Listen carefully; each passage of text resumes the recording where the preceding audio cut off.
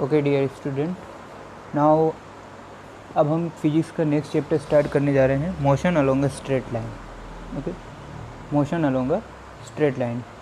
इस वाले चैप्टर में हम जो है डिस्कस करेंगे कि कोई भी ऑब्जेक्ट अगर मोशन कर रहा है तो किस तरीके से वो मोशन कर रहा है, क्या उसका वेलोसिटी, कितनी डिस्टेंस, कितनी डिस्प्लेसमेंट, इस तरीके से हम उसके बारे में बात करेंगे। इस टॉपिक को कंबाइंडली काइनेमेटिक्स के नाम से भी जाना जाता है। उस काइनेमेटिक्स क्या वर्ड है, उस चीज़ को कैसे करते हैं, आगे उनसे हमारे साथ क्या रिलेशन आने वाला है, वो सब हम एक बार देखते हैं, समझ लेते हैं उसको।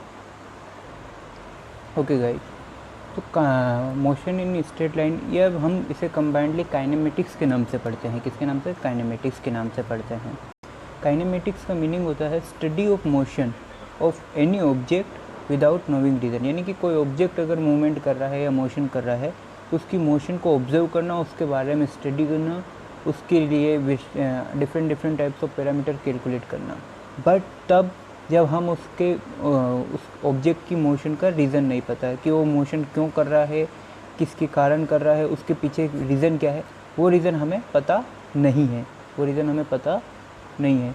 So study of motion without knowing reason of any object, यानी कि किसी भी ऑब्जेक्ट की मोशन के बारे में स्टडी करना विदाउट नोइंग इट्स रीज़न। इसका कोई रीज़न हमें लेना देना नहीं है, हमें ये भी नहीं पता कि वो कहाँ से स्टार्ट हुई है, कहाँ को जा रही है। बस हमें पर्टिकुलर किसी टाइम पर दे दिया जाएगा और फिर डेटा दे दिया जाएगा और हमें अनदर डेटा की कैलकुलेशन करनी है। ध्यान रहे, काइनेमेटिक्स में हम किसी भी मोशन के पीछे का रीज़न नहीं बताते हैं। काइनेमेटिक्स में हम किसी चीज़ के पीछे का रीज़न नहीं बताते हैं। फिलहाल सिलेबस में काइनेमेटिक्स में हमारे पास दो टाइप की मोशन है जो हमें थर्ड और फोर्थ चैप्टर डिस्कस करना है, 1D motion and 2D motion. इस 1D मोशन को अपन रेक्टिलिनियर मोशन भी बोलते हैं और 2D मोशन को अपन प्लेनर मोशन भी बोलते हैं। वो सब अपन आगे डिस्कस करेंगे। फिलहाल इतने से वर्ड को ध्यान दो कि काइनेमेटिक्स का मीनिंग क्या होता है? Study of motion without knowing any reason. Study of motion without knowing any reason.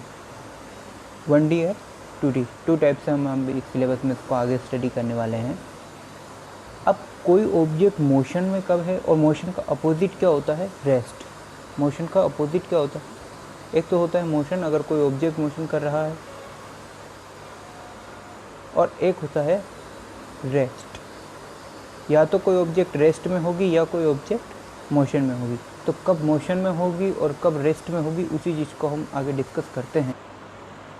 किसी भी ऑब्जेक्ट की मोशन और रेस्ट को डिफ़ाइन करने के लिए सबसे पहले हमें नॉलेज होना ज़रूरी है रेफरेंस पॉइंट का या ओरिजिन पॉइंट या कोई फिक्स्ड पॉइंट। इस तरीके से इसे डिफरेंट नामों से हम बोलते हैं।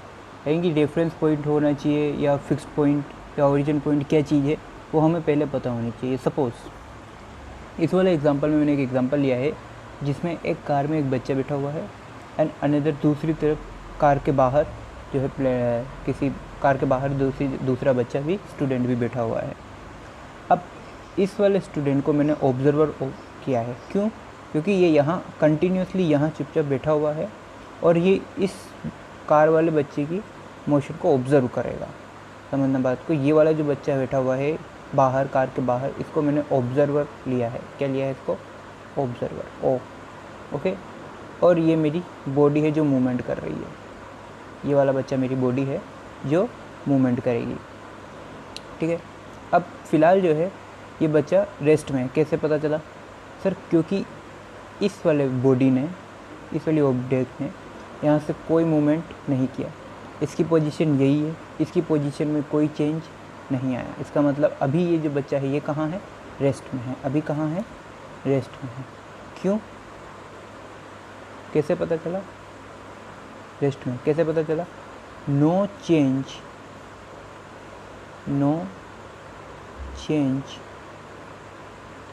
इन position.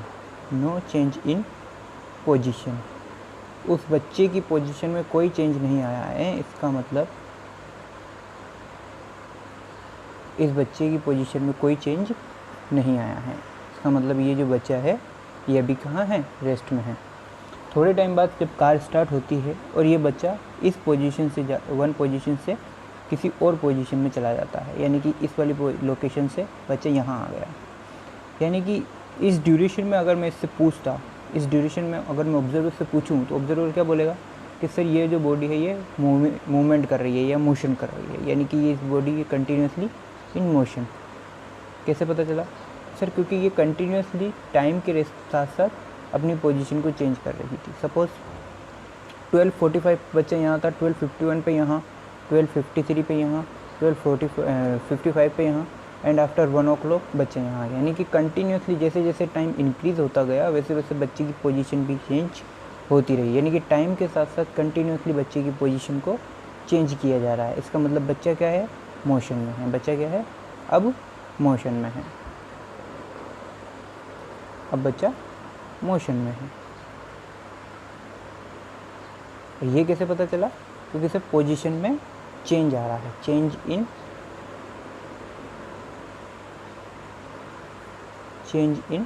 Position, change in position, यानी कि बच्चा कंटिन्यूसली जो है पोजीशन को चेंज कर रहा है। ठीक है,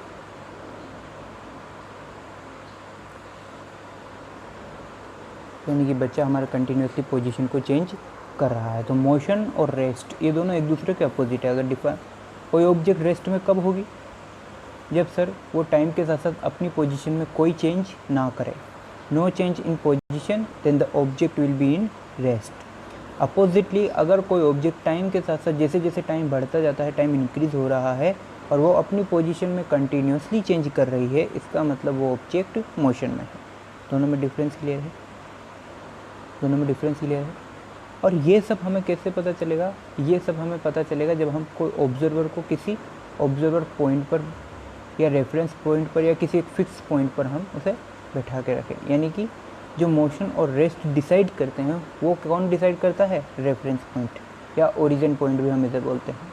यानी कि मोशन और रेस्ट, कोई ऑब्जेक्ट अगर मोशन में है या रेस्ट में है, इस चीज़ का डिसीजन कौन लेता है?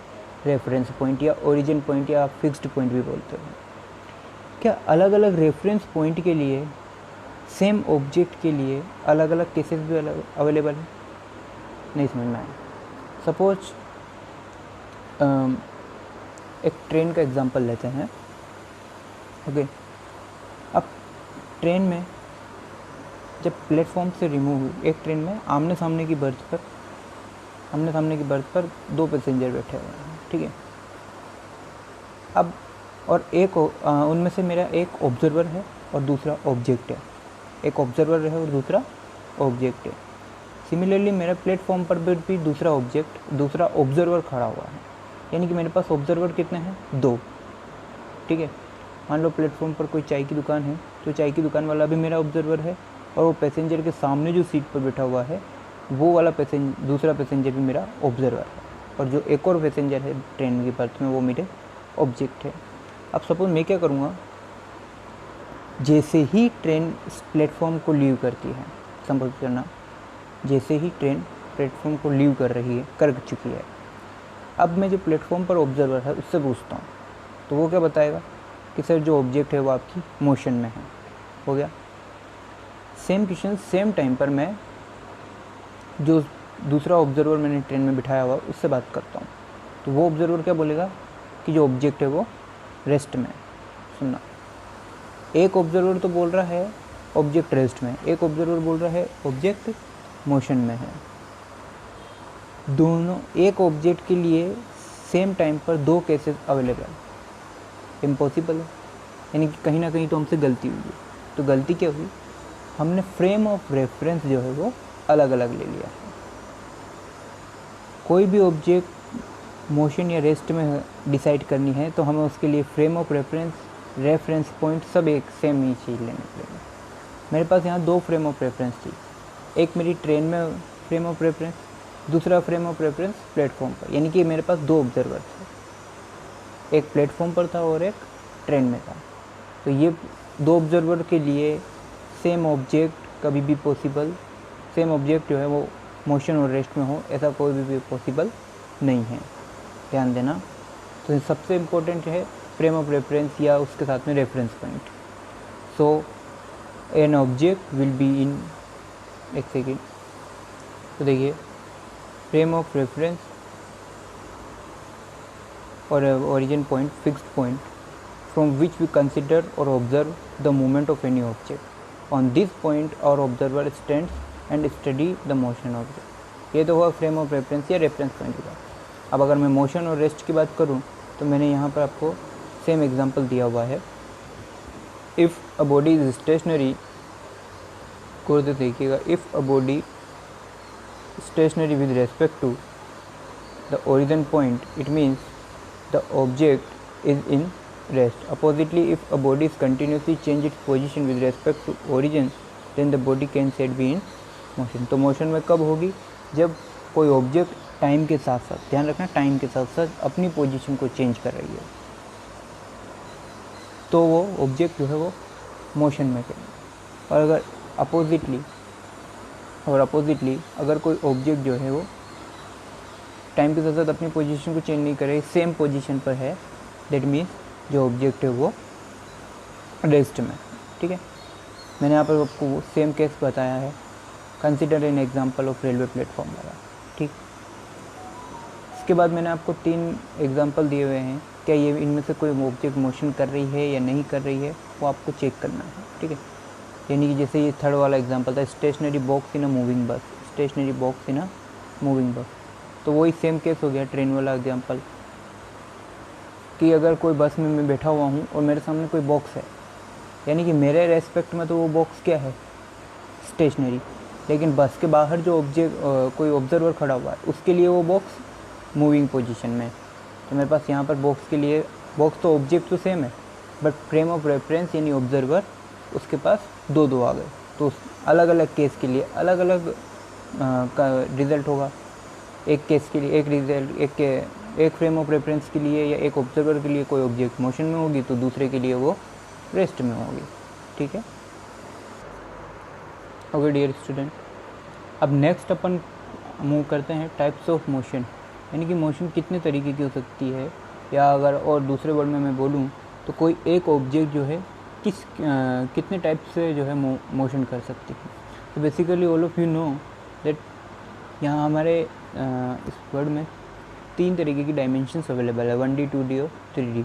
सो कोई भी ऑब्जेक्ट जो है वो हर एक डायमेंशंस में मूवमेंट कर सकती है, यानी कि जो ऑब्जेक्ट है वो 3 तरीके से मूवमेंट कर सकती है, 1 डायमेंशनल मोशन, 2 डायमेंशनल मोशन और 3 डायमेंशनल मोशन। जैसे देखना 1D 4 डायमेंशन है, okay, 1 dimensional motion, 2 dimensional motion and 3 dimensional motion. 1 dimensional motion जो हमारा चैप्टर है वो हम उसको पढ़ने वाले हैं, इसको हम रेक्टिलिनियर मोशन भी बोलते हैं और motion along a straight line भी बोलते हैं। 2D मोशन जो हम नेक्स्ट चैप्टर पढ़ेंगे वो है प्लानर मोशन या मोशन अलोंग अ प्लान। ठीक है, 3D मोशन जो हम नहीं पढ़ने वाले हैं, ये आप मैथमेटिक्स में पढ़ोगे, इसका नाम बोलते हैं अपन रैंडम मोशन। अब बेसिकली ये मोशन होती क्या है या कोई ऑब्जेक्ट किस तरीके से ये मूवमेंट कर सकती है, उसको अपन एग्जाम्पल के साथ में समझ लेते हैं। सबसे पहले बात करते हैं 1D मोशन की। तो भाई अगर मैं 1D मोशन की बात करूँ, यानी कि कोई भी ऑब्जेक्ट अगर किसी स्ट्रेट लाइन के अकॉर्डिंग मूवमेंट करे, तो मतलब वो जो मोशन है वो 1D मोशन होगी। तब वो सुन लिसन ध्यान से कि कोई भी ऑब्जेक्ट अगर स्ट्रेट लाइन के अकॉर्डिंग मूवमेंट कर रही है, इसका मतलब वो मोशन रेक्टिलिनियर मोशन या 1D मोशन बोलते हैं। मतलब जिस तरीके से मैंने एक एग्जांपल लिया है, ये 2 पिलर्स है, पिलर्स के बीच में मैंने एक रोप को वाउंड किया हुआ है। अब इस रोप पर एक आंट जो है वो मूवमेंट कर रही है, बिल्कुल किस तरीके से मूवमेंट करेगी, स्ट्रेट लाइन के अकॉर्डिंग, ना वो इस तरफ जा सकती है ना वो इस तरफ जा सकती है, ओनली सिंगल डायरेक्शन में जो है आंट मूवमेंट करेगी वो। हाँ, ये पॉसिबल है कि वो फॉरवर्ड बैकवर्ड दोनों तरफ जा सकती है, लेकिन डायरेक्शन उसकी हमेशा एक डायमेंशंस उसकी हमेशा एक सिंगल रहेगी या 1 रहेगी, यानी कि वो 1 डायमेंशनल में ही मोशन करेगी, या और दूसरे वर्ड में बोलो तो एक स्ट्रेट लाइन के अकॉर्डिंग मोशन करेगी, एक स्ट्रेट लाइन के अकॉर्डिंग। इसका मतलब जो आंट की मूवमेंट है वो कौन सी होगी, रेक्टिलिनियर मोशन। सेम केस दूसरा एग्जांपल, मान लो कोई एक स्ट्रेट रोड है जिस पर कोई कार चल रही है, स्ट्रेट रोड है जिस पर कोई कार चल रही है, तो जो कार की मोशन होगी वो कौन सी मोशन है, वो भी 1D मोशन है। सेम एग्जांपल हम कोई और भी आपके साथ आमने सामने ले सकते हैं, जैसे कि और भी अदर एग्जांपल आप ऑब्जर्व कर सकते हो। एक मिसकंसेप्शन और यहाँ पर आता है, सपोज़ अगर कोई भी कार या कोई भी ऑब्जेक्ट जो है एक्स एक्सिस यानी हॉरिजॉन्टल एक्सिस के अलॉन्ग मूव करेगी, sir 1D motion. Vertical axis के अलोंग मूवमेंट करेगी sir 1D motion. Vertical axis का एग्जांपल किसी भी बिल्डिंग से आप जो है वो इस तरीके से कोई एक बिल्डिंग है, सपोज यहाँ से मैं कोई एक स्टोन ड्रॉप कर देता हूँ, कोई ऑब्जेक्ट ड्रॉप कर देता हूँ, तो ये वाली कौन सी मोशन हो गई? 1D मोशन है। बस एक्सिस कौन सी है? वर्टिकल है। जो कार वाला एग्जांपल बताया था वो कौन सा एक्सिस पे? हॉरिजॉन्टल एक्सिस, यानी एक्स एक्सिस पे है, ठीक है। बट अगर मैं बोलता हूँ कि एक्स एक्सिस के अलोंग या हॉरिजॉन्टल एक्सिस के अलोंग मूवमेंट कर रही है 1D मोशन, वर्टिकल एक्सिस या वाई एक्सिस के अलोंग मूवमेंट कर रही है 1D मोशन। बट अगर कोई ऑब्जेक्ट इस तरीके से मूवमेंट कर रही है, दैट मीन्स एक्स और वाई एक्सिस के प्लेन में, तो ये कौन सी मोशन होगी? 1D या 2D? तो यहाँ पर बेसिक एग्जाम्पल आंसर आता है 2D। नहीं, ये जो ऑब्जेक्ट है ये 1D मोशन है। कैसे पता चला? देखो, मूवमेंट कहाँ कर रही है उससे डिपेंड नहीं है, मूवमेंट कैसे कर रही है उससे डिपेंड है। देखो, क्या ये कार जो है एक स्ट्रेट लाइन के अकॉर्डिंग मूवमेंट कर रही है? कहाँ कर रही है? एक्स वाई प्लेन में कर रही है, उससे मतलब नहीं है। बट कैसे कर रही है? एक स्ट्रेट लाइन के अलोंग। ध्यान से देखना, एक स्ट्रेट लाइन के अलोंग, ठीक है। ये कार यहाँ से स्टार्ट हुई थी और उसी रोड पर एक स्ट्रेट रोड पर चलती हुई यहाँ आ गई। क्या कार ने इस तरीके से कोई कर्व शेप में मूवमेंट करी? नहीं, ओनली जैसे स्ट्रेट लाइन के अलोंग मूवमेंट करी। तो यानी कि जो कार की मूवमेंट है वो भी कौन सी मूवमेंट है? 1D motion. समझ में आई? यानी कि ये कहाँ मूवमेंट कर रही है इससे डिपेंड नहीं है, कैसे मूवमेंट कर रही है उससे डिपेंड है, ठीक है।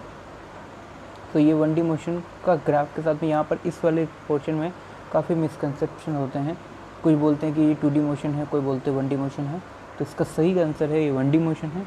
किस तरीके से 1D मोशन है कि सर ये प्लेन में मूवमेंट कर रही है? नहीं, ये प्लेन में मूवमेंट नहीं कर रही है, ये एक स्ट्रेट लाइन के अलोंग मूवमेंट कर रही है, ठीक है। हाँ, ये है कि एक्स वाई प्लेन में जो है ये ऑब्जेक्ट है, ये स्टेबल कहाँ है? एक्स वाई प्लेन में, बट ये मूवमेंट कहाँ कर रही है? एक स्ट्रेट लाइन के अलोंग। तो ये जो मोशन होगी ये 1D मोशन होगी। नेक्स्ट बात करते हैं 2D मोशन की।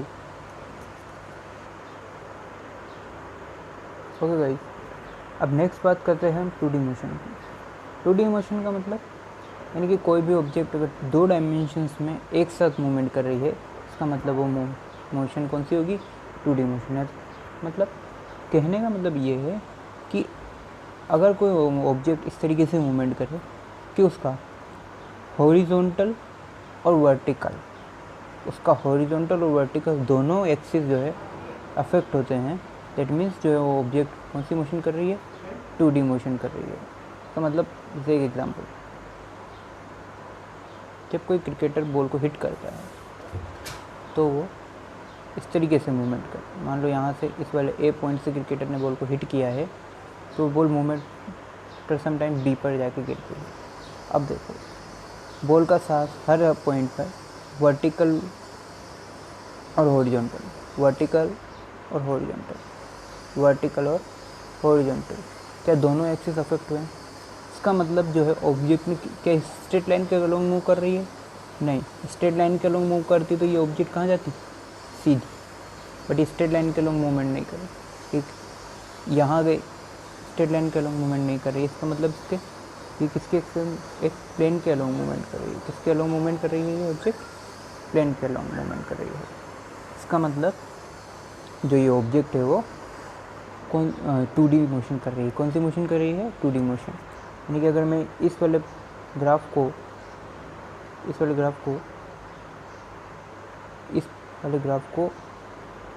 इस प्लेन पे बनाऊं,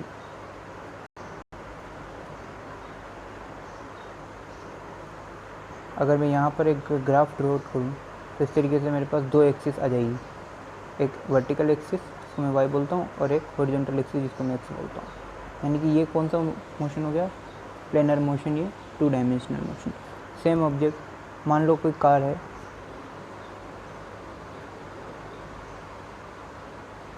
ये कार स्टार्ट मूवमेंट कुछ इस तरीके से कर्व शेप में स्टार्ट करती है और अपनी डेस्टिनेशन ओ पॉइंट तक आती है।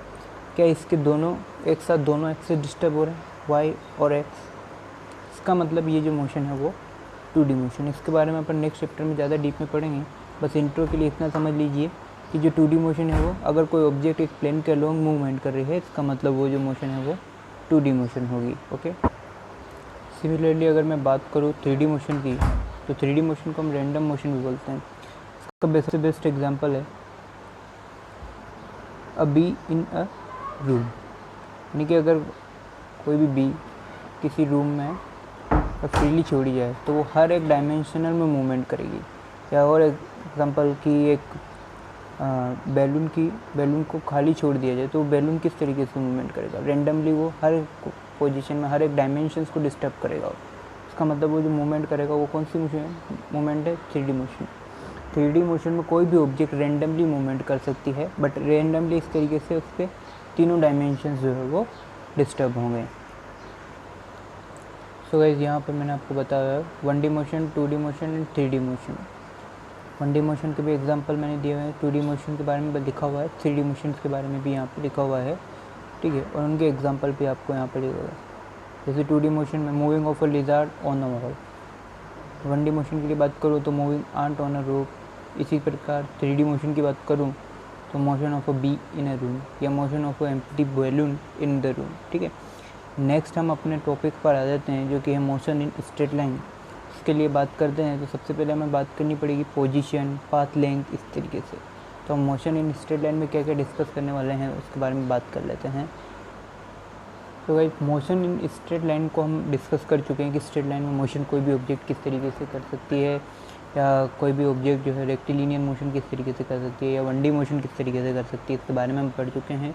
एग्जांपल्स आप डेली लाइफ में काफ़ी एग्जांपल आप ऑब्जर्व करते हो। कोई बॉय है वो किसी स्ट्रेट रोड पे चल रहा है, उसकी मोशन इज 1D मोशन, या a car is moving on a straight road, ant is moving in rope. इस तरीके से हम काफ़ी एग्जांपल जो है वो डेली लाइफ में ऑब्जर्व करते हैं। अब इस वाले चैप्टर में हम 5 टॉपिक जो है वो डिस्कस करने वाले हैं। पहला है distance, displacement, speed, velocity and acceleration. इस तरीके से हम 5 टॉपिक 1 बाय 1 डिस्कस करेंगे। इसका एक टॉपिक है जो NCERT में रिलेटिव वेलोसिटी के नाम से दिया गया है। वो रिलेटिव वेलोसिटी जो है वो दिया हुआ है स्ट्रेट लाइन है, हम उसे पढ़ेंगे प्लेन वेव मोशन में, ओके। उससे पहले हम उस रिलेटिव मोशन के लिए, रिलेटिव मोशन या रिलेटिव वेलोसिटी के लिए काफ़ी कुछ चीज़ें उसके लिए इन्फॉर्मेशन चाहिए, तो हम उसे प्लेनर मोशन के अलॉन्ग पढ़ेंगे, ठीक है। तो घबराने की बात नहीं है, मैं इसमें आपको 5 ही टॉपिक पढ़ाऊँगा, ठीक है। उसके बाद मैं इन 5 टॉपिक से डिस्कस करके हम काइनेमेटिक्स इक्वेशन या इक्वेशन ऑफ मोशन भी आगे डिराइव करने वाले हैं, जो आप 9th स्टैंडर्ड में भी डिराइव कर चुके हो। सबसे पहले बात कर लेते हैं distance and as well as displacement की। दोनों टॉपिक्स हम साथ में ही पढ़ेंगे क्योंकि दोनों टॉपिक आपस में कोरिलेटेड हैं। इस वाले लेक्चर में हम डिस्टेंस और डिस्प्लेसमेंट की बात करेंगे। स्पीड और वेलोसिटी के लिए हम नेक्स्ट लेक्चर देखेंगे। तो फिलहाल हम बात करते हैं डिस्टेंस और डिस्प्लेसमेंट की कि दोनों चीज़ होती क्या है, ये दोनों एक दूसरे से रिलेटेड है या नहीं, इस बारे में। ओके स्टूडेंट, तो डिस्टेंस डिस्प्लेसमेंट को डिस्कस करें उससे पहले हमें किसी भी ऑब्जेक्ट की पोजीशन या पाथ लेंथ क्या होती है उसके बारे में थोड़ा सा नॉलेज लेना ज़रूरी है। सो अगर मैं पहले बात कर लेता हूँ पोजीशन की, देन आफ्टर अपन बात करेंगे पाथ लेंथ की।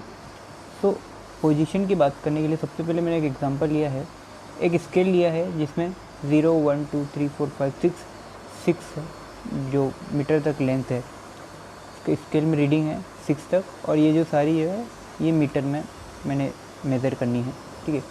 अब t = 0 यानी कि स्टार्टिंग में जो बॉय है वो 0 पर है, स्टार्टिंग में जो बॉय है वो 0 पर है, यानी कि अगर बोलूँ कि t = 0 टाइम पर बॉय की पोजीशन क्या है तो 0, यानी कि बॉय ने अभी तक मूवमेंट स्टार्ट नहीं करी है, बॉय अभी तक रेस्ट में है। 5 सेकंड के बाद में जो है मेरा ये बॉय जो है ये 4 पर यहाँ पर सिचुएटेड है 4 पर। इसका मतलब अगर मैं पूछूँ कि 5 सेकंड बाद बॉय की पोजीशन क्या है, position of boy after 5 second is 4 metre. यानी कि किसी भी स्केल में मुझे कोई भी ऑब्जेक्ट, कोई भी बॉडी, उसकी मेरे को पोजीशन फाइंड आउट करना आना चाहिए। सेम क्वेश्चन अगेन अनदर, मैं एक ग्राफ लिया है, अब वापस से सेम बॉय है लेकिन ये यहाँ पर 2D ग्राफ है। अब यहाँ पर भी मुझे पोजीशन निकालनी है, सो हॉरिजॉन्टली 3 और वर्टिकली 4। तो अगर इस बॉय की पोजीशन निकालो तो कोऑर्डिनेट्स में निकालनी पड़ेगी, और कोऑर्डिनेट्स में निकालने के बाद जो बॉय की पोजीशन है वो क्या है 3,4, यानी कि बॉय 3,4 वाले पॉइंट पर सिचुएटेड है जो यहाँ है, ठीक है, जो यहाँ पर है 3,4। यही केस यहाँ पर क्या है, यहाँ पर भी 4 मीटर पर बॉय पोजीशन है, जो बॉय की पोजीशन है वो क्या है 4 मीटर पर, इस तरीके से। ठीक है, ये वाला अपन एग्जांपल ले लें कि कोई भी प्लेन है, उस प्लेनेट की कोऑर्डिनेशन क्या है, तो प्लेनेट की कोऑर्डिनेशन 3,4। इस तरीके से किसी भी ऑब्जेक्ट की मेरे को पोजीशंस के बारे में नॉलेज होना ज़रूरी है कि कोई ऑब्जेक्ट जो वो सिचुएटेड कहाँ है, यानी कि मेरे ओरिजिन पॉइंट या मेरे स्टार्टिंग पॉइंट जहाँ से मैं ऑब्जर्व कर रहा हूँ उसे, वहाँ से कितनी दूर या किस पोजीशन पर ऑब्जेक्ट सिचुएटेड है। उसका रीज़न ये है कि उसी के आधार पर मेरे को पाथ लेंथ निकालनी पड़ेगी। अब इसी एग्जांपल को लेकर मैं पाथ लेंथ डिराइव करता हूँ कि पाथ की लेंथ क्या होगी। ओके स्टूडेंट, अब अगर मैं बात करता हूँ पाथ लेंथ की, सपोज पाथ लेंथ होता क्या है कि जो भी पाथ ऑब्जेक्ट फॉलो कर रही है, जो भी ऑब्जेक्ट पाथ जो है फॉलो कर रही है, उस पाथ की actual length path length, that means suppose boy जो है 0 से स्टार्ट होके यहाँ से अनदर पोजीशन पर आ गया है जहाँ पर 4 लिखा हुआ है, यानी कि यहाँ से इस 0 से लेके यहाँ तक की डिस्टेंस कितनी है 4 मीटर। यहाँ से यहाँ तक की लेंथ कितनी है 4 मीटर। तो क्या बॉय ने जो है सेम पाथ फॉलो किया, तो इस वाले केस में पाथ लेंथ कितनी होगी 4 मीटर। तो इस वाले केस में पाथ लेंथ कितनी होगी 4 मीटर। सपोज स्टूडेंट है, स्टूडेंट का होम और यहाँ पर स्कूल है, तो स्कूल और होम के बीच का जो पाथ है उसकी लेंथ कितनी है 4 मीटर। ये यहाँ से मेरे को शो हुआ। तो पोजीशन और पाथ लेंथ का क्या रिलेशन है, स्टार्टिंग पोजीशन और एंडिंग पोजीशन के बीच का जो पाथ है उसकी लेंथ पाथ लेंथ के इक्वल होती है। समझना बात को, स्टार्टिंग पोजीशन और एंडिंग पोजीशन, स्टार्टिंग पोजीशन और एंडिंग पोजीशन के बीच का जो पाथ है उस पाथ की लेंथ 4 मीटर। ये देखो मैंने ग्रीन लाइन से इस पाथ को शो किया हुआ। तो ये एंडिंग पोजीशन है और ये स्टार्टिंग पोजीशन, इन दोनों के बीच का जो पाथ है इस पाथ को पाथ लेंथ बोला और उसकी लेंथ कितनी है 4 metre. So L is equal to 4 metre है। अब बात करते हैं डिस्टेंस की, कि डिस्टेंस जो है वो पोजीशन या पाथ लेंथ से किस तरीके से रिलेटेड है, उससे बारे में बात करते हैं। बट डिस्टेंस और डिस्प्लेसमेंट के बारे में बात करें उससे पहले मुझे 2 फिजिकल क्वांटिटीज़ के बारे में आपको बताना है, जो हमने आगे चल के हम वापस से उसको पढ़ने वाला है। वो मैथमेटिक्स का पार्ट है और आपको मैथमेटिक्स डिपार्टमेंट में उसको पढ़ाया जाएगा। बट थोड़ा सा अपन यहाँ पर इंट्रो ले लेते हैं कि क्या चीज़ होती है। ओके गाइस, अब फिजिकल क्वांटिटीज़ भी हमने फंडामेंटल डिराइव्ड के साथ तो पढ़ी है, लेकिन कुछ 2 तरीके से और इसको डिवाइड किया गया है डायरेक्शन के बेसिस पे। One is scalar and another one is vector. अगर कोई क्वांटिटी ओनली मैग्नीट्यूड पर डिपेंड करती है, अगर कोई क्वांटिटी ओनली इसके मैग्नीट्यूड या मैग्नीट्यूड प्लस यूनिट पर डिपेंड करती है, इसका मतलब वो क्वांटिटी स्केलर क्वांटिटी है। अपोजिटली अगर किसी क्वांटिटी को मैग्नीट्यूड के साथ साथ शो करने के लिए मुझे डायरेक्शन की भी रिक्वायरमेंट होती है, अगर किसी क्वांटिटी को शो करने के लिए, रिप्रेजेंट करने के लिए मुझे मैग्नीट्यूड तो चाहिए, बट उसी के साथ साथ मुझे उसके साथ डायरेक्शन भी इन्वॉल्व करनी है, दैट मीन्स वो क्वांटिटी कौन सी क्वांटिटी है, वेक्टर क्वांटिटी। ये दोनों क्वांटिटीज़ में डिफरेंस अपन अभी डिस्टेंस और डिस्प्लेसमेंट के बारे में पढ़ते हुए समझते हैं। देखिए okay guys, so distance is equal, distance की डेफिनेशन क्या है कि एक्चुअल ट्रेवल्ड पाथ लेंथ। देखो कोई भी 2 पॉइंट हो, 2 पॉइंट के बीच में इन्फिनिटी पाथ पॉसिबल है। कितने पाथ पॉसिबल हैं, इन्फिनिटी।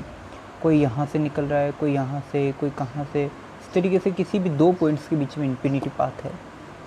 अब मेरे को डिस्टेंस कौन सी मेजर करनी है, तो कोई भी ऑब्जेक्ट जिस पाथ पर चल रही है या जो पाथ उस ऑब्जेक्ट ने ट्रेवल किया है उस पाथ की लेंथ जो है वो डिस्टेंस है। तो डिस्टेंस की डेफिनेशन, राइट डेफिनेशन क्या है कि एक्चुअल ट्रेवल्ड पाथ लेंथ या length of actual travelled path will be equal to its distance. Suppose यहाँ पर ए और बी 2 पॉइंट है। अब 2 पॉइंट्स के बीच में कितने 4 पाथ पॉसिबल है। फर्स्ट वाले पाथ की लेंथ 50 मीटर, सेकेंड वाले पाथ की 30 मीटर, थर्ड वाले पार्ट की 80 मीटर और फोर्थ वाले पाथ की 100 मीटर लेंथ है। अब मैं ए और बी के बीच में डिस्टेंस मेजर करना चाहता हूँ, तो मेरी डिस्टेंस कौन सी होगी, 50, 30, 80 और 100, कौन सी मेजर करूँ, कोई सी भी ले सकता हूँ। बट अगर जो मैंने यहाँ पर कोई ऑब्जेक्ट है या कोई ह्यूमन बीइंग है, अब ये बॉय जो है ये पाथ नंबर 3 को फॉलो कर रहा है, ये जो बॉय है ये पाथ नंबर 3 को फॉलो कर रहा है, यानी कि जो डिस्टेंस होगी वो कौन सी होगी, इस थर्ड वाले पाथ की लेंथ। बाकी फर्स्ट, सेकंड और फोर्थ में मैं गया ही नहीं, फर्स्ट, सेकंड और फोर्थ की बात करूँ तो मैं यहाँ पर गया ही नहीं, मैंने इसको ट्रेवल ही नहीं किया, तो मुझे इसकी पाथ की लेंथ ही नहीं मालूम। तो जो मैं डिस्टेंस लूँगा वो कौन सी लूँगा, distance is equal to third path length is equal to 80 metre. तो एक्चुअल डिस्टेंस ए और बी के बीच की कितनी है, 80 मीटर। पाथ लेंथ अलग अलग पॉसिबल है, but distance actual travelled path, यानी कि जिस पाथ पर एक्चुअली में जो ऑब्जेक्ट है वो ट्रेवल कर रही है उसकी लेंथ। सपोज क्योंकि ए और बी के बीच में इन्फिनिटी पाथेस पॉसिबल हैं। इन्फिनिटी पाथ मतलब इन्फिनिटी डिस्टेंस, इन्फिनिटी पाथ मतलब इन्फिनिटी डिस्टेंस हो सकती है, लेकिन डिस्टेंस तो एक ही होती है। यानी कि डिस्टेंस को मैं, यानी कि ये वाला पॉइंट तो गलत है, इसका मतलब कि डिस्टेंस वही होगी, कि डिस्टेंस कोई भी दो पॉइंट्स के बीच में डिस्टेंस तभी वही उसी पाथ की लेंथ को डिफाइन किया जाएगा जो आपने एक्चुअली में ट्रेवल किया है। यानी कि distance between any two points will be equal to the length of actual travelled path. Note कर सकते हो, distance between any two points will be equal to length of actual travelled path. Length of actual travelled path मतलब really में जो path object follow कर रही है, जो पाथ ऑब्जेक्ट ट्रेवल कर रही है, उस पाथ की लेंथ जो है वो डिस्टेंस के इक्वल होगी। तो पाथ लेंथ और डिस्टेंस में क्या डिफरेंस है वो समझ में आया। पाथ लेंथ की इन्फिनिटी पॉसिबल है, डिस्टेंस किसी भी दो पॉइंट के बीच में एक ही पॉसिबल है। ओके, अब यहाँ पर आंसर 80 मीटर। सपोज बॉय ने थर्ड वाला पोर्शन ना चूज़ करके सेकंड वाला चूज़ किया हुआ तो डिस्टेंस कितनी थी, 30 मीटर। इसके लिए डिस्टेंस 50 मीटर। अगर वो फोर्थ वाले पाथ से जाता तो 100 मीटर। ठीक है, सो अलग अलग पाथ्स के लिए अलग अलग डिस्टेंस हो सकती है। तो जो पाथ आप एक्चुअली में ट्रेवल कर रहे हो, उस एक्चुअल ट्रेवल्ड पाथ की लेंथ जो है वो डिस्टेंस के इक्वल होगी। हो जाएगा, इसमें कोई डाउट है। अब डिस्टेंस के बारे में थोड़ा और ओके गाइस, सो अगर मैं बात करूँ डिस्टेंस की यूनिट की, तो डिस्टेंस की यूनिट आपको पता है मीटर। डायमेंशंस L1 कहाँ से आई, डिस्टेंस एक लेंथ है और लेंथ की डायमेंशंस L1। ओके, जो लार्ज डिस्टेंसेस है, जो सोलर सिस्टम में हम डिस्टेंस मेजर करते हैं, उसके लिए हम यूनिट मेजर करते हैं लाइट ईयर। ओके, तो वो काय में मेजर करते हैं, लाइट ईयर में। एक और आई थी आपके यूनिट एंड डायमेंशंस वाले चैप्टर में, मैंने यूज़ किया था परसेक। तो परसेक और लाइट ईयर ये सब जो है लार्ज डिस्टेंस को मेजर करने की यूनिट्स है। ठीक है, अब एक मोस्ट इम्पोर्टेंट पॉइंट है कि डिस्टेंस क्या है, स्केलर है या वेक्टर है। तो डिस्टेंस जो है वो स्केलर, एक स्केलर क्वांटिटी है। डिस्टेंस एक स्केलर क्वांटिटी है। कैसे, कि डिस्टेंस को शो करने के लिए मुझे किसी डायरेक्शन की ज़रूरत नहीं है। मान लो एक स्कूल है और एक होम है, स्कूल और होम के बीच की डिस्टेंस कितनी है, 50 मीटर। बस ख़त्म। कहाँ से कहाँ जाना है, स्कूल से होम जाना है या होम से स्कूल जाना है, कोई फ़र्क नहीं पड़ता। बस मुझे जो डिस्टेंस है वो कितनी दी हुई है, 50 मीटर। यानी कि 50 मीटर के बाद में मुझे कोई डायरेक्शन शो करने की ज़रूरत नहीं है कि ईस्ट जाऊँ या वेस्ट जाऊँ, नॉर्थ जाऊँ या साउथ जाऊँ, वो मुझे शो करने की ज़रूरत नहीं है। इसका मतलब ओनली यहाँ पर ये किससे काम चल रहा है मेरा, ये ओनली मेरा मैग्नीट्यूड से काम चल रहा है। किससे काम चल रहा है, मैग्नीट्यूड से।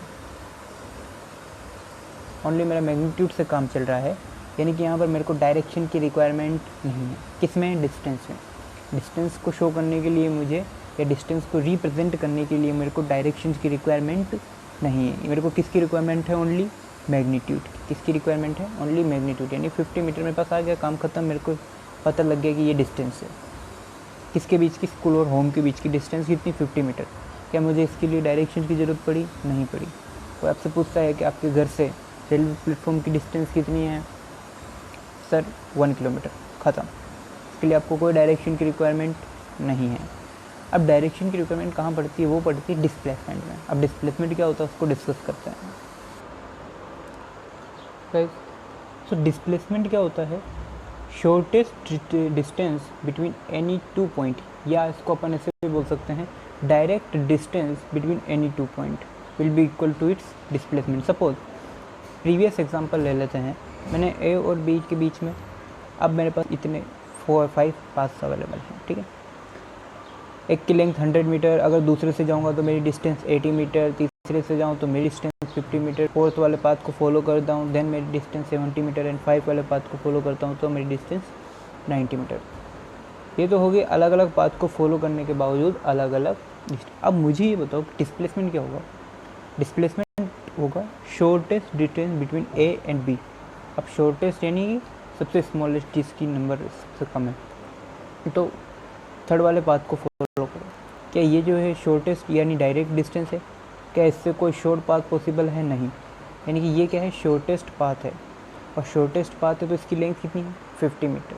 तो जो हमारा डिस्प्लेसमेंट होगा इस क्वेश्चन के लिए वो कितना है, 50 मीटर। यानी कि ए और बी के बीच में जो डिस्प्लेसमेंट है वो कितना है, 50 मीटर। यानी कि डिस्टेंस और डिस्प्लेसमेंट में क्या डिफरेंस है कि displacement is a type of distance which is shortest और smallest between any two point, या शॉर्टेस्ट और direct distance between any two point will be equal to its displacement. यानी कि कोई भी दो पॉइंट के बीच में आपको डिस्प्लेसमेंट निकालना है तो डिस्प्लेसमेंट जो है वो उसकी उन दो पॉइंट्स के बीच की सबसे शॉर्टेस्ट या सबसे स्मॉलेस्ट डिस्टेंस के इक्वल होगा। यानी कि इस तरीके से जैसे यहाँ पर 50 है तो 50 मीटर जो है ये शॉर्टेस्ट डिस्टेंस है, यानी कि ये ए बी वाला जो 50 मीटर है ये 50 मीटर इसका डिस्प्लेसमेंट होगा। ठीक है, अगर 50 से कम कोई और होता जैसे 40 हो गया या 30 हो गया तो जो 40 या 30 है वो मेरा डिस्प्लेसमेंट होता, बट यहाँ पर शॉर्टेस्ट अमाउंट कितना है, 50 मीटर, तो यही मेरा डिस्प्लेसमेंट है। ठीक है, कोई भी दो पॉइंट्स के बीच में जो शॉर्टेस्ट डिस्टेंस होती है वो डिस्प्लेसमेंट के इक्वल होती है। ठीक है, अब डिस्प्लेसमेंट की डेफिनेशन आपको पता लग गई, डिस्टेंस की डेफिनेशन आपको पता लग गई। डिस्टेंस और डिस्प्लेसमेंट में क्या डिफरेंस, क्या रिलेशन है वो भी अपन देख लेते हैं, और क्या डिफरेंस है वो भी अपन देख लेते हैं। फिलहाल एक बात ध्यान देना, क्या डिस्प्लेसमेंट एक तरीके की डिस्टेंस है? हाँ है। डिस्प्लेसमेंट भी क्या है, एक तरीके की डिस्टेंस है, बट शॉर्टेस्ट डिस्टेंस। यानी कि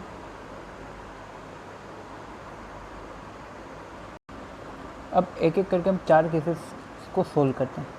क्या डिस्टेंस और डिस्प्लेसमेंट में से डिस्प्लेसमेंट बड़ी होती है? बिल्कुल। डिस्टेंस और डिस्प्लेसमेंट में से डिस्टेंस हमेशा ज़्यादा होती है। क्या बराबर भी हो सकती है? कि बिल्कुल हाँ हो सकती है। सपोज़ एक एग्जांपल लेते हैं, ए और पॉइंट बी, ये दो पॉइंट है। अब इन दो पॉइंट के बीच की जो डिस्टेंस है वो है मेरे पास 50 मीटर। ये स्ट्रेट लाइन वाला एग्जांपल ले रहा हूँ, ओनली स्ट्रेट लाइन वाले केस में। अब ए और बी के बीच की डिस्टेंस कितनी सर, 50 मीटर। डिस्प्लेसमेंट कितना सर, वो भी 50 मीटर। कैसे सर, इसके बीच में जो डायरेक्ट ये शॉर्टेस्ट डिस्टेंस है वो भी 50 मीटर है। इसका मतलब डिस्टेंस और डिस्प्लेसमेंट इस वाले केस में दोनों इक्वल है। अगर डिस्टेंस की बात करूँगा तो वो भी 50 मीटर है, इस वाले केस में डिस्टेंस की बात करूँ तो वो भी 50 मीटर है, इस वाले केस में अगर डिस्प्लेसमेंट की बात करूँ तो वो भी 50 मीटर है। यानी कि दोनों केसेस में 50 मीटर मेरा आंसर होगा।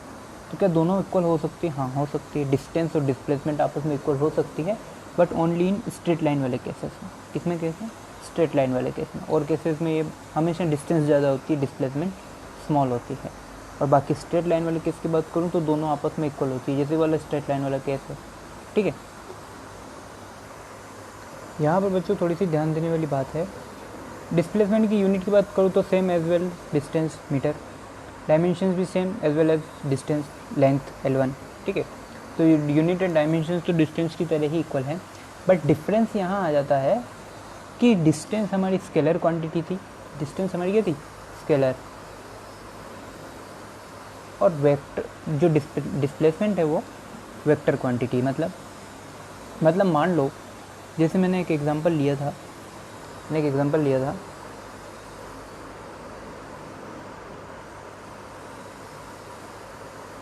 कि यहाँ पर स्कूल और होम के बीच का। अब डिस्टेंस की बात करूँ तो मुझे पता है 50 मीटर मेरा आंसर है।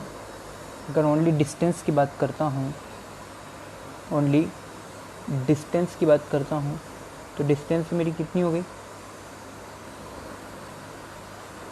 ओनली डिस्टेंस की बात करूँ तो डिस्टेंस मेरी होगी 50 मीटर। ओके, बट अगर मैं डिस्प्लेसमेंट की बात करने जाता हूँ तो मेरे डिस्प्लेसमेंट में आंसर कितना होगा, मैग्नीट्यूड तो सेम है, मैग्नीट्यूड तो सेम रहेगा, बट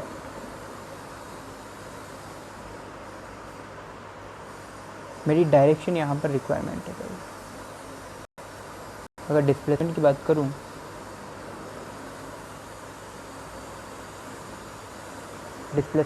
करूँ, तो मेरा मैग्नीट्यूड तो सेम है 50 मीटर, ठीक है। क्यों सर, स्ट्रेट लाइन वाला केस है, बिल्कुल स्ट्रेट लाइन वाला केस है तो डिस्टेंस और डिस्प्लेसमेंट आपस में इक्वल होगी, यानी कि डिस्प्लेसमेंट यहाँ पर भी 50 मीटर। बट यहाँ पर मेरे को एक चीज़ और मेंशन करनी है जिसका नाम है डायरेक्शन। मेरे को क्या मेंशन करनी है, मेरे को यहाँ पर एक चीज़ और मेंशन करनी है जिसको मैं डायरेक्शन बोलता हूँ। तो मुझे यहाँ पर मैग्नीट्यूड के साथ साथ डायरेक्शन भी मेंशन करनी पड़ेगी। अब डायरेक्शन सपोज ये इस डायरेक्शन है, तो जो डिस्प्लेसमेंट होगा वो किस तरीके से लिख सकता हूँ सर, डिस्प्लेसमेंट है वो 50 metre towards east, 50 metre east, 50 metre west, 50 metre north, 50 metre south, जो भी मेरे को डायरेक्शन दी हुई है, या ईस्ट से 30 डिग्री पर वेस्ट, इस तरीके से मैं कुछ भी डायरेक्शन निकाल सकता हूँ, ठीक है। तो डायरेक्शन मेरे को गिवन होगी, या डायरेक्शन मेरे को फाइंड आउट करने का कोई मेथड दिया हुआ होगा क्वेश्चन से, तो मुझे डायरेक्शन भी लिखनी है। तो डिस्टेंस और डिस्प्लेसमेंट या स्केलर और वेक्टर में क्या डिफरेंस है? डिस्टेंस में आपको ओनली मैग्नीट्यूड की ज़रूरत है, बट डिस्प्लेसमेंट में मैग्नीट्यूड तो चाहिए बट साथ में डायरेक्शन भी आपको मेंशन करनी पड़ेगी, समझ में? या इसको ईस्ट वेस्ट ना लिखूं तो मैं लिख सकता हूँ 50 मीटर स्कूल से होम, जब रिटर्न होगा तो होम से स्कूल, इस तरीके से। अब सपोज क्या डिस्प्लेसमेंट जीरो हो सकता है? डिस्टेंस कभी जीरो नहीं होती है, क्योंकि कोई ना कोई डिस्टेंस अगर टाइम के साथ साथ में क्वेश्चन मूवमेंट कर रहा है तो कुछ ना कुछ पाथ की लेंथ आएगी, और अगर पाथ की लेंथ आएगी तो डिस्टेंस आएगी। इसका मतलब डिस्टेंस कभी भी जीरो नहीं हो सकती है। अगर कोई ऑब्जेक्ट मूवमेंट कर रहा है इसका मतलब वो कुछ ना कुछ डिस्टेंस ट्रेवल कर रहा है, बट डिस्प्लेसमेंट जीरो हो सकता है। कैसे? डिस्प्लेसमेंट का रियल मीनिंग क्या है? इनिशियल और फाइनल पॉइंट के बीच की शॉर्टेस्ट डिस्टेंस, इनिशियल और फाइनल पॉइंट के बीच की शॉर्टेस्ट डिस्टेंस। अब अपन एक एग्जांपल ले लेते हैं, उसको सोल्व करते हैं, पता लगता है। सो स्टूडेंट, वापस से मैंने सेम एग्जांपल लिया है, अब उसको थोड़ा सा और डिस्टेंस और डिस्प्लेसमेंट को अपन थोड़ा सा और डीप में स्टडी कर लेते हैं। स्कूल और होम, यहाँ पर स्कूल और होम, इन दोनों के बीच की डिस्टेंस सेम मेरे पास 50 मीटर है, ठीक है। अब बच्चा होम से स्कूल जाता है, अगेन स्कूल बंद है तो रिटर्न होके वापस होम को आ जाता है। बच्चा पहले क्या कर रहा है? होम से स्कूल जा रहा है एंड देन स्कूल से होम रिटर्न हो रहा है, ओके। अब होम से स्कूल वाली जो डायरेक्शन है उसको मैं पॉजिटिव एज्यूम कर लेता हूँ और स्कूल से होम वाली को नेगेटिव। आप रिवर्स भी कर लो, कोई दिक्कत नहीं है, पर मैंने इस तरफ पहले जो है होम से स्कूल जा रहा है इसलिए मैंने इसको पॉजिटिव एज्यूम कर लिया, एंड अगेन स्कूल से होम जा रहा है इसलिए मैंने इसको नेगेटिव एज्यूम कर लिया। इन दोनों के बीच की डिस्टेंस 50 मीटर है, दो पॉइंट्स के बीच की डिस्टेंस कन्फर्म। अब मैं बात करता हूँ कि जो स्टूडेंट है या बॉय है उसने टोटल कितनी डिस्टेंस ट्रेवल करी, उसने टोटल कितनी डिस्टेंस ट्रेवल करी। सर पहले वो होम से स्कूल गया, अगेन वो स्कूल से होम आ गया, तो टोटल डिस्टेंस कितनी होगी? होम से स्कूल प्लस स्कूल से होम, यानी कि 50 मीटर स्कूल तक जाने में एंड अगेन 50 मीटर स्कूल से वापस होम को आने में। तो 50 मीटर प्लस 50 मीटर, तो आंसर कितना आया? 100 मीटर। नॉर्मल बात, कोई दिक्कत वाली बात नहीं है। तो total distance 100 metre. Same case के लिए मेरे को अब बच्चे का निकालना है डिस्प्लेसमेंट। अब देखो वापस से सेम केस, होम से स्कूल और स्कूल से होम जाना, बेसिक फॉर्मूला मुझे ऐड करना था। अब होम से स्कूल जाना है, इस बारी मेरे को डिस्प्लेसमेंट में डायरेक्शन भी मेंशन करनी है, मेरे को डिस्प्लेसमेंट में डायरेक्शन भी मेंशन करनी है। अब डायरेक्शन पॉजिटिव नेगेटिव ले लो, होम स्कूल स्कूल होम ले लो, कुछ भी ले लो, या ईस्ट वेस्ट ले लो, जो भी आपकी इच्छा। मान लो मैंने इसको पॉजिटिव ले किया, तो होम से स्कूल जाने में डिस्प्लेसमेंट कितना? 50 मीटर। डायरेक्शन के लिए मैंने पॉजिटिव कर दिया। अब रिवर्स करते हैं, स्कूल से होम में मैग्नीट्यूड कितना? 50 मीटर। डायरेक्शन क्या? पहले वाले की जस्ट अपोजिट, जो पहले डायरेक्शन थी इस तरफ उसकी जस्ट रिटर्न, यानी कि अपोजिट डायरेक्शन। इसका मतलब मुझे इसके आगे क्या लगाना पड़ेगा? माइनस लगाना पड़ेगा। क्यों? क्योंकि यहाँ पर सेकंड वाले केस में, स्कूल होम वाले केस में जो डायरेक्शन है वो रिवर्स हो चुकी है, यानी कि माइनस साइन, ये जो माइनस साइन है, ये माइनस साइन किसको शो कर रहा है? रिवर्स डायरेक्शन को। ये माइनस साइन है, ये किसको शो कर रहा है? रिवर्स डायरेक्शन को। इसका मतलब मुझे यहाँ पर क्या मेंशन करना पड़ा? माइनस। अब प्लस का 50 और माइनस का 50 इन दोनों को ऐड कर दो तो आंसर कितना आया 0 मीटर। सेम केस के लिए डिस्टेंस तो आई 100 मीटर, लेकिन उसी केस के लिए मेरे पास क्या आया, डिस्प्लेसमेंट कितना आया 0 मीटर। यानी कि डिस्प्लेसमेंट में 0 पॉसिबल है, यानी कि डिस्प्लेसमेंट जो है वो 0 भी हो सकता है। क्यों, किसकी वजह से, डायरेक्शन की वजह से।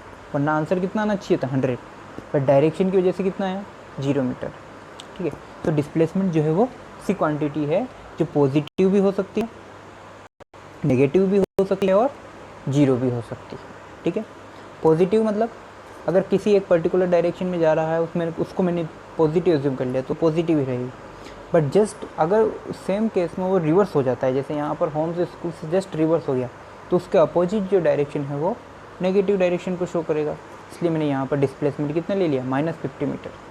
ये -50 मीटर कहाँ से कहाँ का डिस्टेंस है, स्कूल से होम का। जो -50 मीटर है वो कहाँ से कहाँ का डिस्प्लेसमेंट है, स्कूल से होम का। ओके, सो -50 मीटर। अब इन दोनों को ऐड करने पर मेरा आंसर कितना है 0 मीटर। कितना है 0 मीटर। ठीक है, इसमें कोई डाउट।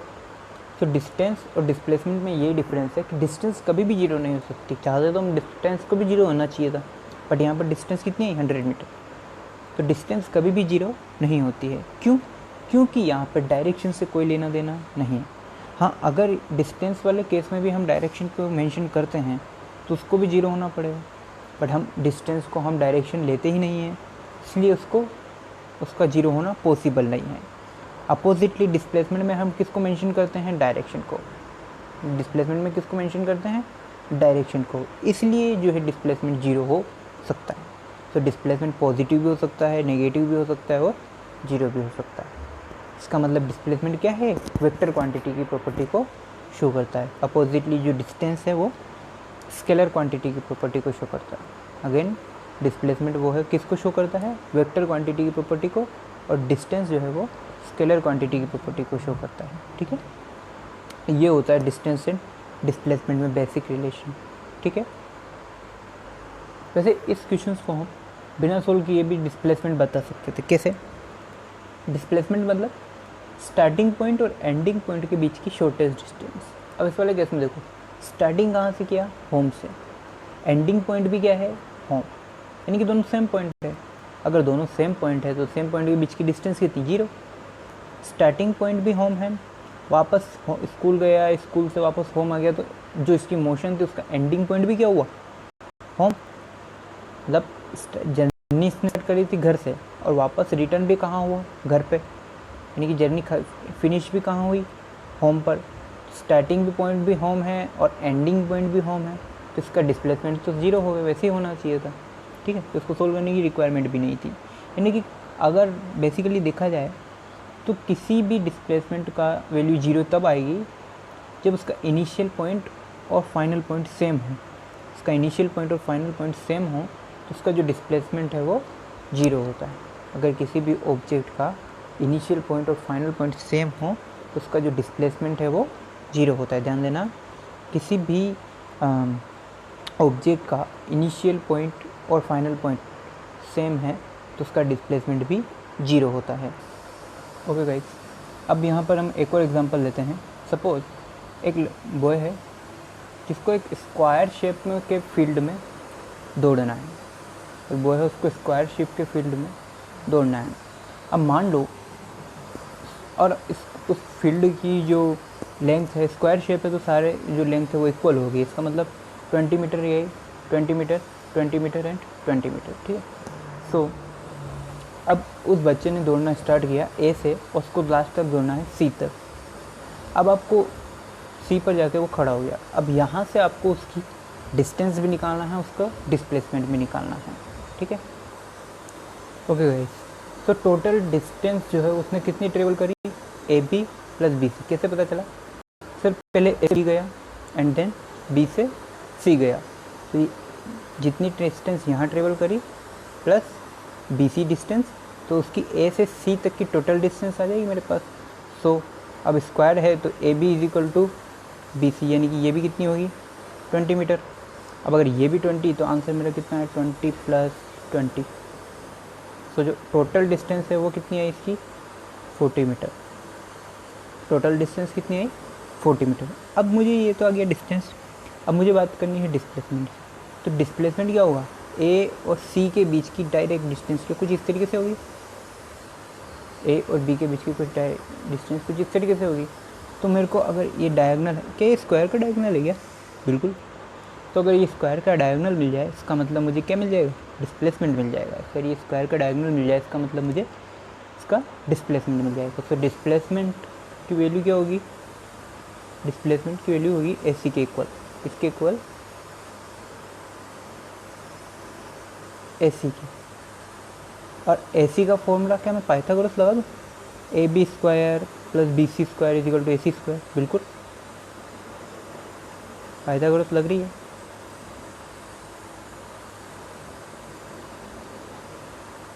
ए B square plus B C square, value put करके क्या मैं इसका आंसर निकाल सकता हूँ, जो भी आएगी उसके साथ में डायरेक्शन भी मेंशन। अब ए सी की वैल्यू आई है। सो गाइस अब ए सी की वैल्यू मैंने पुट करी, जब ए सी की वैल्यू पुट करी मैंने, A B is equal to 20, B C is equal to 20, तो ए सी की वैल्यू मेरी कितनी है 20√2। ये जनरली आप 8, 9, 10 में पाइथागोरस प्रमेय लगा के, पाइथागोरस थ्योरम लगा के सोल्व करते हो। तो सेम प्रोसीजर मैंने फॉलो किया, तो आंसर मेरा कितना है 20√2 मीटर। अब 20√2 मीटर तो मैग्नीट्यूड है, डायरेक्शन, तो डायरेक्शन क्या होगी, सी से ए की तरफ, सॉरी सी ए से सी की तरफ, क्योंकि मैं गया कहाँ हूँ, ए से सी की तरफ गया हूँ, मेरे को जाना कहाँ था, ए पॉइंट से लेके सी पॉइंट। तो डायरेक्शन क्या हुई, ए से सी। जो इसका आंसर होगा वो मैं कुछ इस तरीके से लिख सकता हूँ, displacement is equal to 20√2 metre A से सी की तरफ, 20√2 मीटर ए से सी की तरफ, ये है इसका आंसर। ये क्या है, डिस्प्लेसमेंट। तो डिस्प्लेसमेंट कितना है 20√2 मीटर ए से, डिस्टेंस कितनी आई 40 मीटर।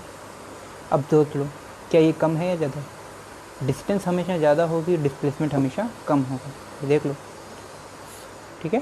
इस तरीके से हम और भी क्वेश्चंस कर सकते हैं जो मैंने आपको एक्सरसाइज में प्रोवाइड किए हुए हैं, सर्कल वाले क्वेश्चंस हैं कुछ, ठीक है, आप उनको सोल्व कीजिए। ओके, ये एक्सरसाइज के क्वेश्चंस हैं, आप इनको सोल्व कर सकते हो, ठीक है। 5 क्वेश्चन हैं, 5 क्वेश्चन को आपको सोल्व करना है, ठीक है। इसमें कोई प्रॉब्लम आए देन कमेंट में।